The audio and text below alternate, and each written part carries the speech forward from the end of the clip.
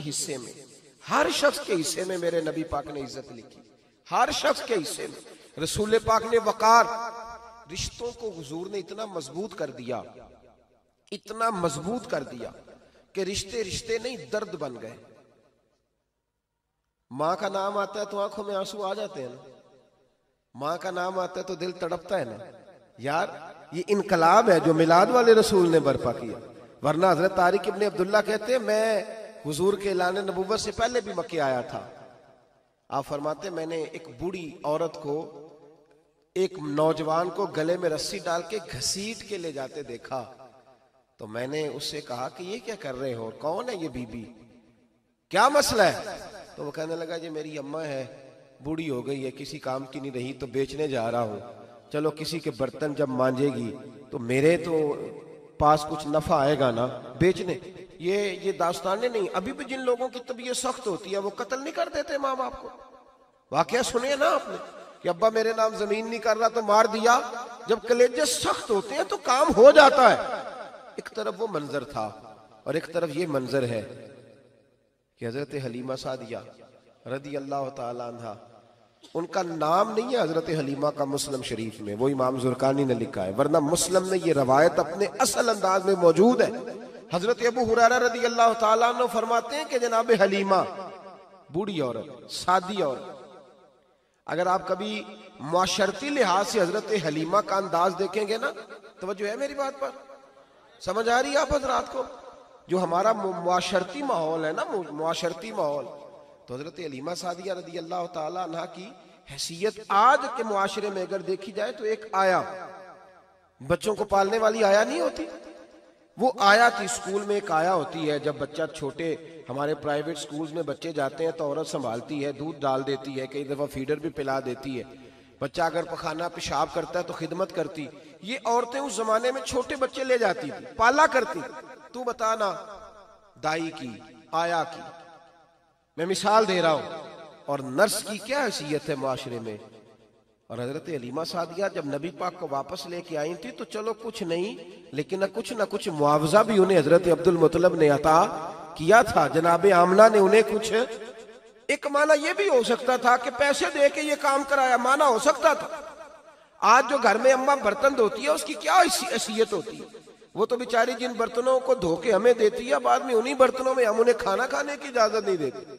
लेकिन मेरे रसूल पाक ने रिश्तों को इज्जत दे दी, इस तरह की इज्जत दी, इस तरह की इज्जत दी कि जनाब हलीमा मस्जिद नबी का दरवाजा गुजरी ही थी कि हजरत अबू हुरैरा फरमाते हैं नबी पाक मिंबर पर उठ के खड़े हो गए। रसूल पाक खड़े हुए, नबी पाक।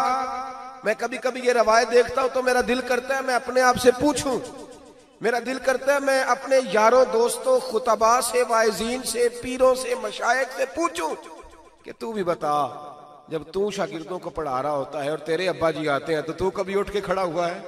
अपने जैसे लोगों से, अच्छे उलमा की बात नहीं करता, कभी सवाल करो। ये बड़ा मुश्किल काम होता है, बड़ा मुश्किल कि आलिम दीन तकरीर कर रहा, वालिद आ जाए, बंदा उठ के खड़ा हो। लेकिन रसूल पाक ने इज्जतें दी, वकार दिया। जनाब हलीमा दाखिल हुई तो हुजूर मिंबर पे खड़े हुए और इतनी तेजी से हुजूर आगे बढ़े, अपनी चादर को उतारा और फिर मेरे रसूल ने जमीन पे बिछाया और फिर हजरत हलीमा सादिया बैठ गई। और जनाब अबू हुरैरा फरमाते जितनी देर नबी पाक उनके सामने बैठे रहे, अत्तहियात की हालत में बैठे रहे। हुजूर ने रिश्तों को वो वकार दिया, वो हुस्न दिया कि रिश्ते दर्द बन गए हैं। अब माँ का नाम दिल में बाद में आता है, जुबान में बाद में आता है, आंसू पहले आते हैं। अब माँ का रिश्ता एक वकार है, एक हुस्न।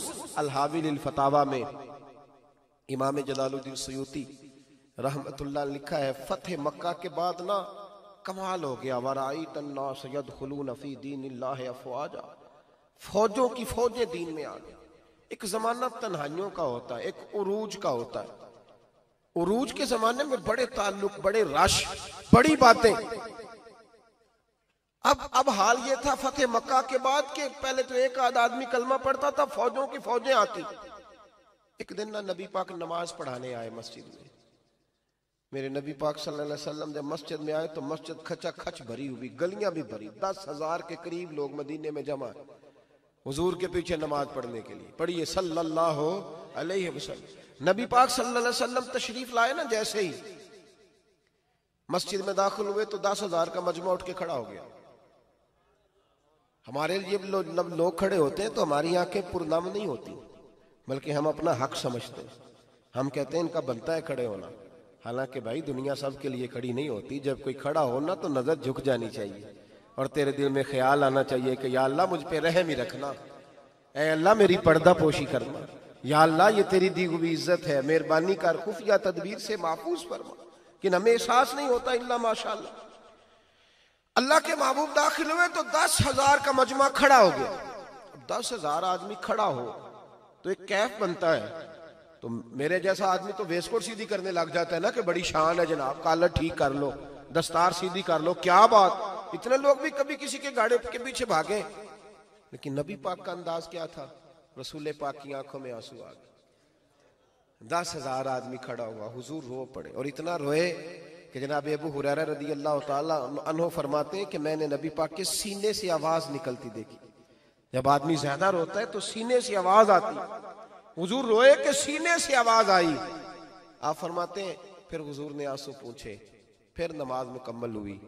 जब लोग चले गए तो हज़रत अबू बकर सिद्दीक उठ के करीब गए, कहा या रसूल अल्लाह सल्लल्लाहु अलैहि वसल्लम, आज कोई वजह नहीं थी रोने की, आप आए हैं और रोना शुरू कर दिया। तो मेरे महबूब फरमाने लगे, आज जब मैंने अपनी वो शानें देखी, वो मकाम देखा, तो मुझे अपनी अम्मा की याद आ गई, माँ की याद। रिश्तों को वो इज्जत दी, वो वकार दिया, वो हुस्न दिया। कहाँ नमाज के लिए लोगों का खड़ा होना और कहाँ अम्मा की बात छेड़ देना।